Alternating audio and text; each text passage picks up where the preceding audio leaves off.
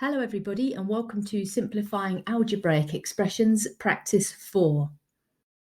Hopefully you're getting a bit better at these after the last few practice videos, so we're going to go a bit faster.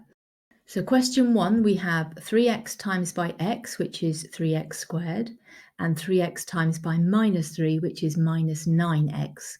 Then we have minus 2 times by x squared, which is minus 2x squared, and minus 2 times by minus 3x, which is positive or plus 6x, minus 2 times by plus 1, which gives a minus 2.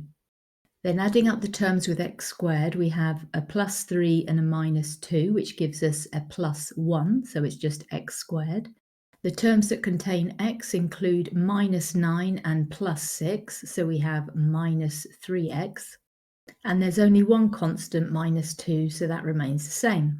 So the answer is x squared minus 3x minus 2.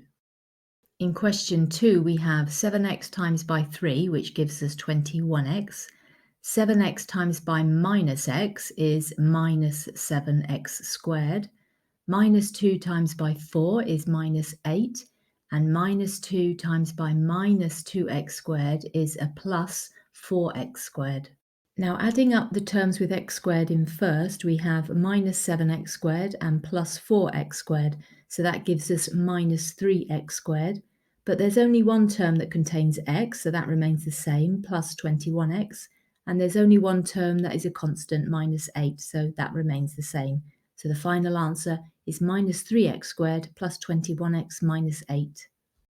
In question 3, we have 6x times by 2x, which gives us 12x squared, 6x times by minus 5, which is minus 30x. Then there's a term that's on its own, plus 9x. It's not multiplied by anything, so that remains the same, plus 9x. Then we have minus 7x times by 2, which is minus 14x, and minus 7x times by x, which is minus 7x squared. Then we'll add the terms together that have x squared in them. So we have 12x squared minus 7x squared, which gives us 5x squared. And next we'll add the terms that contain x in them. And here there are 3. We have minus 30x plus 9x minus 14x. And that gives us minus 35x. And there aren't any constants, so the final answer is 5x squared minus 35x. In question 4, we have 2x times by 2, which is 4x, and 2x times by minus 5x, which is minus 10x squared. Now, the second bracket doesn't appear to have any constants or terms in front of it, so we assume it's a 1. And as we subtract the second bracket, that's a minus 1. So we have minus 1 times by 1, which gives us a minus 1. Minus 1 times by minus 4x, which gives us a plus 4x, and minus 1 times by minus 11x squared, which gives us a plus 11x squared. Now adding up the terms together that contain x squared, we have minus 10x squared and plus 11x squared, and that gives us just x squared, as we never write a 1 in front of it. There are 2 terms that contain x, so we add 4x and 4x, which gives us 8x, but there's only one constant, so that's a minus 1, and that stays the same. So the final answer is x squared plus 8x minus 1. Now moving on to question 5, you can see it looks slightly different to the previous examples. We have 2 brackets with 2 terms multiplied by each other at the beginning.